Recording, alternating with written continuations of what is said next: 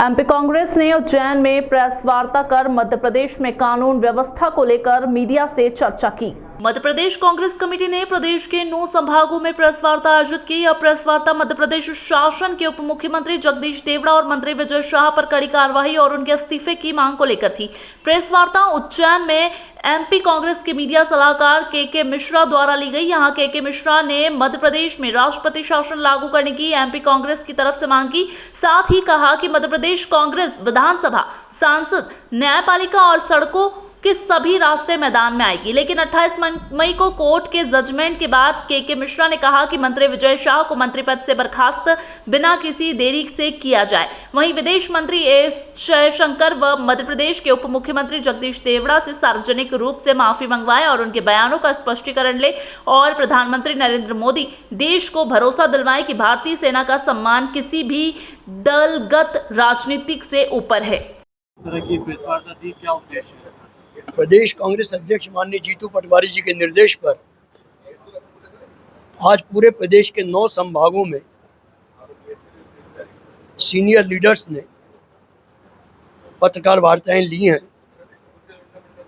और पत्रकार वार्ताओं का उद्देश्य हमारी सेना के पराक्रम, देश की एकता, अखंडता, संप्रभुता और संविधान के साथ हमारी सेना में मौजूद बहनों को जो आतंकवादी बताने का भारतीय जनता पार्टी के बदजुबान मंत्रियों ने दुस्साहस किया है, उससे जनता के बीच जाकर कांग्रेस पक्ष की बात करना था और हमने आप लोगों के समक्ष बात की है। प्रधानमंत्री जी से हमारे सवाल हैं और मुख्यमंत्री जी से भी हमारे सवाल हैं कि जिस तरह प्रधानमंत्री जी ने अमेरिका के समक्ष आत्मसमर्पण करते हुए ट्रंप साहब के निर्देश पर हमारी जीती हुई बाजी को हार में बदलने की साजिश की है और उस साजिश में देश के विदेश मंत्री इन्वॉल्व हैं, जिन्होंने कहा था, सार्वजनिक तौर पर कहा है कि हमने पाकिस्तान को 7 तारीख को युद्ध की सूचना दे दी थी। आज तक युद्ध में कभी नहीं हुआ है कि दुश्मन को मारने जा रहे हैं, हम कह रहे हैं कि तुम्हें मारने आ रहे हैं।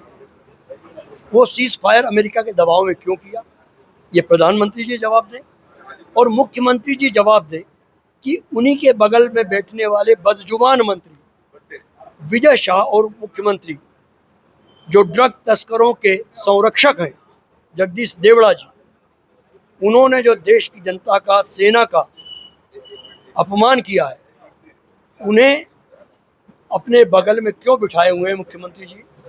उन्हें बर्खास्त नहीं करने के लिए उनकी क्या मजबूरी है और इन मंत्रियों के समक्ष उन्होंने आत्मसमर्पण क्यों किया हुआ है? तो एक का उत्तर प्रधानमंत्री जी दें, दूसरे का उत्तर मुख्यमंत्री जी दें। हाईवे पर भी एक घटना घटी है। मैं तो यही कह सकता हूं प्रधानमंत्री जी से और नितिन गडकरी साहब से कि उस नेशनल हाईवे का मार्ग का नाम वीर मनोहर लाल धाकड़ मार्ग रख दिया जाए तो अच्छा होगा। जी